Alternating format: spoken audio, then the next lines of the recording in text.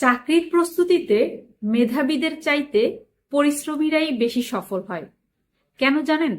কারণ মানুষের পরিশ্রম মেধাকেও ছাড়িয়ে যেতে পারে। ধরুন, একজন খুব মেধাবী, কিন্তু সে তার মেধাকে কাজে লাগায় না। মেধাবী এই অর্থে যে হয়তো সে অল্পতেই বুঝে যায় বা স্মৃতিশক্তি ভালো, অনেক মনে রাখতে পারে, কিন্তু সে অলস, সে পড়াশোনায় মনোযোগ দেয় না এবং অল্পতে পারে বিধায় খুব বেশি সিরিয়াস না। কিন্তু আরেকজন যে কিনা খুব পরিশ্রমী এবং 10 বার না পারলেও 15 বার চেষ্টা করে দেখে এবং দিন শেষে সে পারে।